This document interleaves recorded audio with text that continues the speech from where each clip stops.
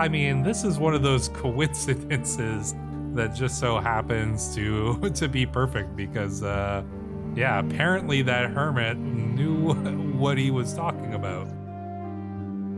Hello, Wanderers. Welcome back to our Crusader Kings 3 roleplay series following Sir Duncan the Small, the Prince of Dragonflies. And in that last episode, we found ourselves here within the lands of Southstone, the lands of House Bracken, to be precise, who are, it should be noted, sworn to the Blackfire King Aemon. Though, well, I mean, if they knew we were in their lands, they might certainly come after us. And it's entirely possible that people may have heard that Sir Duncan the Small is alive, and that could be why those riders, ended up attacking us. Did they know who they were? It's kind of tough to say if they did or not. It's certainly a possibility. I mean, there would be people, I imagine, that would know or at least suspect that Sir Duncan was still alive because no body ever turned up. And so obviously people would be looking for him, perhaps some for positive reasons, and then others certainly for very negative reasons, such as King Aemon Blackfire here, who, as we should note, is married to Brienne Tarth. Yes, not that Brienne of Tarth, but a Brienne Tarth here. So interesting to note, this Tarth is still part of the Stormlands, but how loyal are they? It's a good question. Perhaps we'll see them switch sides over to the Blackfires at some point. I could imagine that a war between the Blackfires and the Stormlands could happen pretty much any time, but we'll see how that plays out. There is another war going on though, and that is a war between the Iron Islands and the North. Now, I don't know if, yeah, okay, so the Iron Islands is allied with the Riverlands, and that is because the River King Stefan Tully gave up his daughter to be the consort here of the King of the Iron Islands, King Quellan Greyjoy. And I imagine that was specifically to prevent the Ironborn from raiding into their lands. So yeah, that's kind of the way I see it. This isn't like a mutual respect alliance.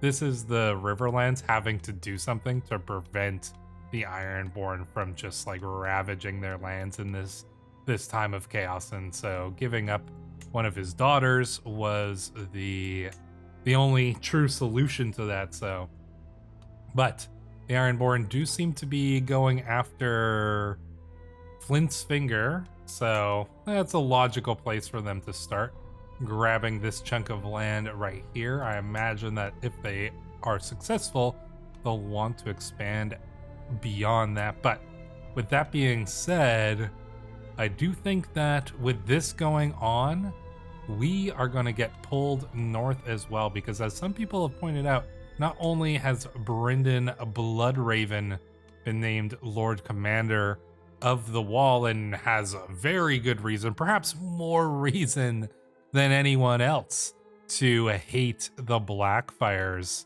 Well, he also holds Dark Sister, the one of two ancestral swords of House Targaryen. And that could be a very important thing if he were to bequeath that to us. But we would need to make it to him first. And the journey to the north is not going to be easy if the Ironborn are invading. But, I mean, he's one of our few living relatives, and one of the few living relatives that we could call upon. There is another living relative that we have who also happens to be at the wall, and that's Master Aemon, our uncle, the brother here of our father, King Aegon the Unlikely. And going to the wall and, seeing these two, seeing our family members like that could be very useful, and obviously is something that I could imagine us attempting to do. Kind of cool to think that there was a period of time where Brynden Bloodraven was the Lord Commander and Master Aemon was a maester on the wall. That would have been an interesting time to be in the Night's Watch, I'm sure. But regardless, yeah, we need to make it up to them first and foremost. So, yeah, we're gonna do that. But we don't have a lot of supplies. So first, we will need to try to get ourselves some extra supplies. I do think we can make a request. And this kid's pretty nearby. Yeah, I think he's right over here in Honey Tree. We can make a request of him. I mean, we helped him in his land, so I think that it's understandable that he might be willing to favor us. Who else could we potentially? Who's this? Lord of House Deadings. Where is that? That's a little far away. I won't make that request. I made the request of Honey Tree because we just helped them out, and they are quite nearby for where we are. So it makes sense that we might be able to, you know, the dragonflies, this band of hedge knights who are going around helping the land, might be able to request at least some extra supplies. That should hopefully give us enough to get to the twins, which we will certainly need to get to the twins. I think we're gonna stop though, before we actually get to the twins. We'll stop in Missile Watch, and then we'll figure out what we're gonna do about getting across the twins, because I can't imagine that the Freys aren't demanding requests. Now, we do have some new people in our camp, and one of them we'll see right here, who we're going to make as our caravan master, and that is Sir Conway Chafford. Now, House Chafford here actually happens to be vassals of House Hickory, whom we just ended up helping. And the eldest son here, Sir Conway Chafford, he fought, I believe, in the Laughing Storm Rebellion, or perhaps it was the Blackfire Rebellion. I don't recall, and perhaps he'll tell his story another time. But he's a young man with a very capable mind for logistics, and you know, he's loyal to his house. But I think that he understands that in order to help out his house in this time, he needs to help bring stability to the realm, and this mysterious hedge knight certainly seems to be doing so. So he'll travel with us for a while. I imagine he might return home to his house lands at some point, but for now he is going to assist us, and he'll make a suitable caravan master. So that's what we're gonna set up right there. I don't really see any reason to do anything else, so let's just go and start making our way once again to the north. Wandering perk available. That is always good. Cutting rations. Stop fretting, it's gonna be fine. Yeah, I mean, our rations are always gonna be pretty tight for... Ooh, actually, funnily enough, the Ironborn are raiding anyways, so I just saw that over there. I mean, yeah, I guess there's only so much that that giving up one of your daughters will apparently get you. Maybe you made the wrong move, River King Stefan. Maybe you certainly did. In any case, I find myself making noises such as oof when I sit down at the campfire. I'm only 23. Okay, come on, you guys are prime of your life. I mean, if they were my age, maybe, yeah, but they cannot be taking this kind of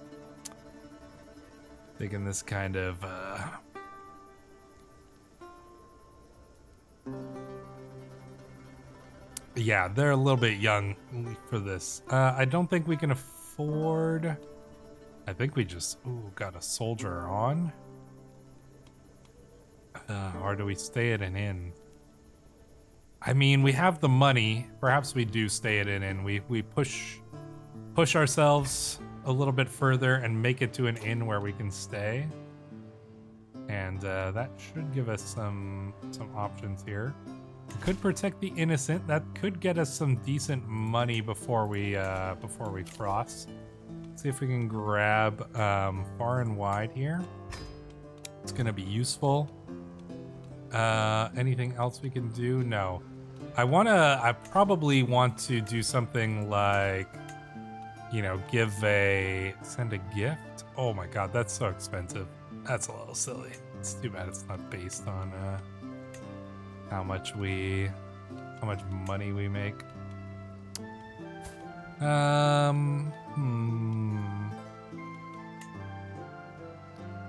Well, in any case, maybe I'll just like reduce my money or something at a little bit after to signify paying the toll to cross the twins here. But we need to get that money because we don't have it right now.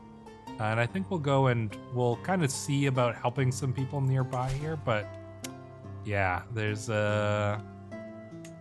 definitely some options.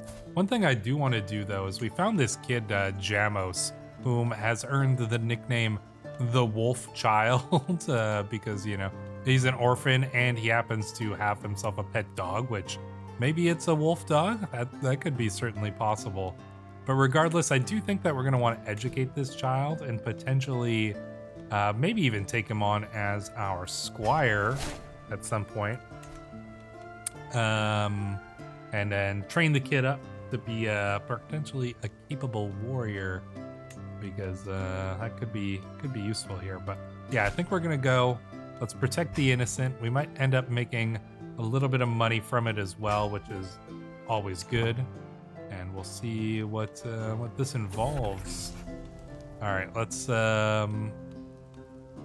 do this. You know, mostly balanced here. Finally, we actually have some extra characters to throw into these things. So we'll get Sir Powell Pemford and Sir Duncan the Tall as our muscle. Our thug is going to be Sir Bennett the Bearded. What about our lookout? Victor Branchfoot as our lookout. All right. Our footpad will be Sir Bennett the Bearded. And our thug will be Conway Shafford here. So yeah, this is going to be a lot faster than our previous schemes, now that we actually have some people that we can throw towards it. But it's still just, we've really only got 4 warriors here with us, and those warriors would be Duncan, Sir Powell Pemford, Victor, and Sir Conway Shafford here. So yeah, we're still a little bit light on the actual amount of people, like fighting people. We have 11 followers, but you know, we've got Rosalind the Compassionate, you know, that's Mistress Jenny, the Ghost of the High Heart here, you know, Jamos, he's a little too young to fight. We do also have this character who happened to come across us while we were in the region of Stonehenge here. And that is Amos Driftface Rivers. Now this is a bastard son of Lord Otho the Brute, who they attempted to send to the wall. They sent him along with a knight to take him to the wall, but the knight ended up taking him on as a squire, and they diverged from their path a little bit. Unfortunately, that ended up with him becoming disfigured during the wars that were being fought over here in the Crown Lands. So he ended up coming across us after his knight died, and well, we'll see what happens with him, I suppose. Oh yeah, okay, I've set him up already with Sir Duncan as his knight, but I suppose he needs also education as well.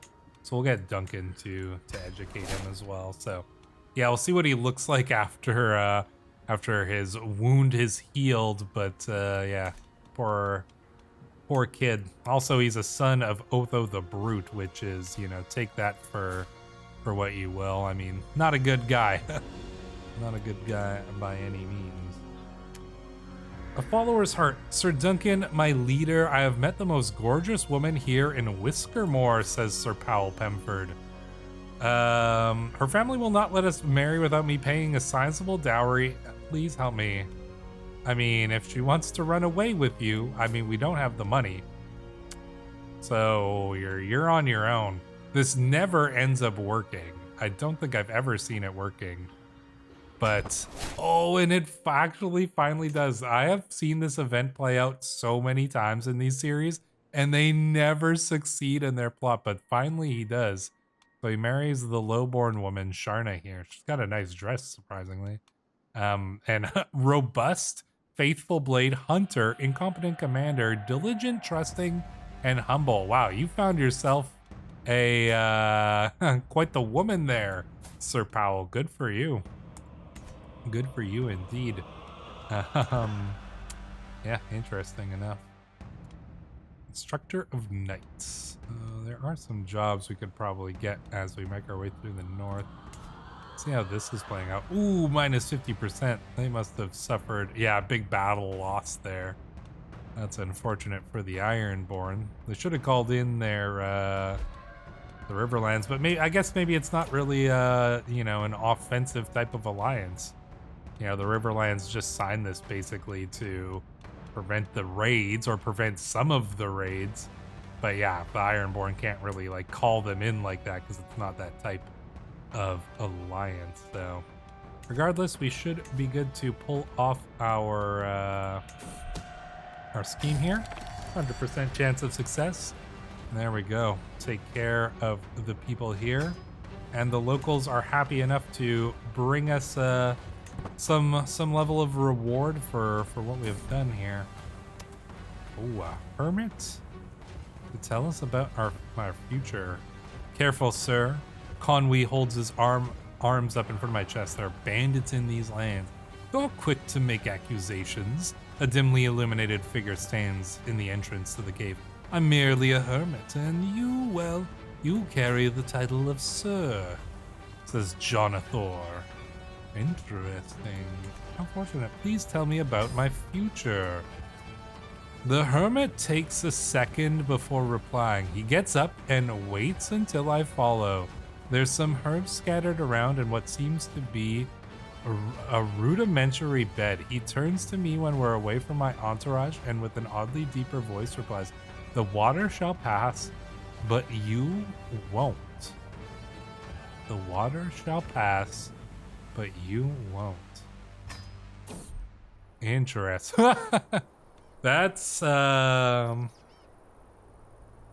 interesting that apparently bandits immediately after the soft rumor of the river we've been following for a while becomes stronger now. Some members of the entourage talk about making a short stop, get some water, and rest their feet. There's a stone bridge when the path turns. A couple of men with their backs against the parapet. One hits the other on the side and points at our group. A third man comes up from the shore. Another looks up to us after spitting into the river. You know, he says, this is actually a toll bridge. The water shall pass, but you shall not. I mean, this is one of those coincidences that just so happens to be perfect because, yeah, apparently that hermit knew what he was talking about. Brave of you to suggest that. Who do you think you're talking to? I am a sir. Ooh. You know what? Hey, this guy's named Jamos as well. A little bit dumb, but I'm gonna do this one. I'm gonna try to fight him. If we fail on this 9% chance, that will be hilarious. That that hermit literally got it right. We'll see. Okay, no, we intimidate the bandits. Still, that was a very funny coincidence. We still need to cross this bit of water here. So let us go ahead and do so. There's never a dull moment. My daughter and heir Willow is so full of questions. I will point out that she does have the shaved head, and that is because our wife Jenny is keeping her hair short so nobody sees that iconic Valyrian coloring. But yeah, oh wow, she's 3 years old already. All right, we need to cross the twins. Yeah, I don't know if there's any way to really... Yeah, it's too bad it doesn't base the gift on how much money we have. I suppose I can go and could probably reduce that. Let me, actually, you know, I'm gonna do that because I like the idea that we have to pay a toll to this. So I'm actually gonna take a brief moment away and get that all done. All right, it's done. It's such a silly and minor thing, but I just went in, reduced us by 20, and gave Lord Walder Frey an extra 20 to essentially count as us paying the toll. And we're gonna go and then make our way over to here so we can decide what our next move is going to be. So let's head over. And there we are. We're in a Polcroft. The question is, we got a couple options, I guess.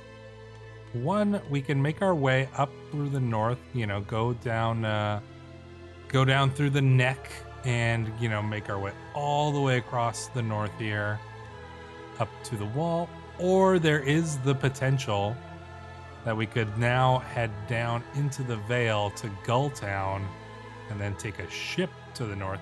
Theoretically, I mean, this is probably a shorter distance here. Taking the ship, it's tough to say what would really, I mean, they're probably not that much different. I guess it's just the ease of travel, not to mention the fact that there's a war going on here. But considering that we were just warned about the water and that we shall not pass, well, I think that we should probably take the overland route, which means we're going to have to go through the neck, and that could be dangerous in and of itself, but perhaps we will be able to make it over to Moat Kaelin. So we shall see. Oh, as this camp's when two of my more notable followers wish to wed, it's my right to have the last word. They live within my protection, travel on my animals, and break my bread after all. Today's hopeful couple are Bennett and Roslyn. With everything else in place, they only await me waving my permission or else signaling my defiance. But he's a Septon? And she's a Septa? But I mean, Duncan married for love too. He broke the rules. That's a very interesting. I didn't even think that would be possible, but I guess we can allow it. Oh no, it didn't work. Oh, maybe. You know, maybe they all, you know, I'm gonna remove their vows, because the game events are the game events. So I'm gonna make them married, because yeah, I guess they decided that their faith wouldn't prevent them from doing that. So yeah, I'll give me a moment here as well. There we go. So I made it happen, and interestingly enough, I found this really cool special trait that is broke vows. This character broke their vows, returning to a non-religious life with the stain that will stay with them for the rest of their life. So I actually gave that to both of these characters. But yeah, I don't know. I just thought that was such a really interesting turn of events that these two characters would make that choice. So yeah, let's go with it. Why not? Why not roll with these kind of things? It's all interesting character development for these people who are traveling with us, you know. So, ooh, that seems. I mean, we have to make it. I think we gotta make it through here. Can we afford to buy some supplies though while we're in town? We should probably try. Let's go into town. I don't think we want to visit the craftsman. We want to look for some supplies. Oh no. All right, we can't steal. Guess we could ask if there are some righteous jobs and maybe we can help out with. Hunt criminals or protect the innocent. Yeah, let's go and protect the innocent. Oh, we've helped the lady alone before, so we might be able to get something from this. So yeah, we'll do this so that we can prepare for our journey north. And we could actually request some provisions from her right away as well. So we'll actually do that. Then we will go and assist her here. I've granted a few Stillfen landholders an impromptu audience while on the road. I find myself distracted by Amos. My young follower is having a wonderful time, singing common songs, dancing jigs, and lauding Andal heroes of old with some Riverlander youths. Being ensconced in my court seems to only have deepened the boy's interest in practicing his own culture, a talent to foster. Interest. Oh, he gains the trait poet? I mean, that's cool. Interesting. So the kid, despite his, you know, wounded face, he seems to have a talent with words. That's pretty cool. Yeah, sure, you can have that. You can have that. All right, we are going to do this, but we're not going to waste any time here. I'm just going to actually throw as many people on to speed us up as is possible here. Just to kind of get through this quick and maybe get some money that we could use to potentially buy a few more supplies, because we're not in a great spot when it comes to our money. Oh, Jenny is pregnant once again. Perhaps we'll have a son this time. Although I do like young Willow here. But yeah, we'll see what becomes of our next child as well. There we go. We can seize the moment, and then we have successfully protected the innocent once more. So that gives us a decent little bit of money here. Let's see if we can buy some provisions this time. Yeah, we can buy provisions. So there we go. That's gonna load us up. That is just enough to probably make our way up here. So let's get to Moke-Lin. I don't like the way, I don't know if this is just, can we, oh, okay. This is just the way that the thing shows up. So we are traveling across the road because you don't want to not, like you have to travel across the, I can't remember what the name of this road is. Can somebody leave it down in the comments? The one that goes across across the lands of the Kranigman. Sometimes I forget these kind of things. Might actually say like on here. I don't know if it does. Regardless, yeah, let's be careful as we make our way through. Danger's pretty low. Oh, look at that provision cost. Yeah, we definitely needed the provisions to make our way through. Grave robbing? No, we won't desecrate the dead. That is not something Duncan would do. We are passing through the lands of the Reeds. Ooh, look at this guy. Moore's Reed. A murderer. He killed Lord Eldrick Morgan and Lord Garrick Frickig. Oh, this... Eldrick Morgan. Is this something from like the Dunk and Egg stories? Kind of cool. Jor Reed, sodomite, adulterer. Jeez. All right, well, the Reeds are kind of interesting here. Passing through some other houses here, like Blackmire. That's a big one. We got Boggs and Fen, Cray over here. Yeah, there's definitely a couple houses and stuff, and I imagine that we would be having some interesting encounters as we travel through. I wonder how many days it takes to get across this. That might actually be something that you guys might be able to find out in the comments as well. Is like, how many days does it generally take to make it across from this, from like Moke-Lin to, you know, essentially to the Riverlands? Curious to know.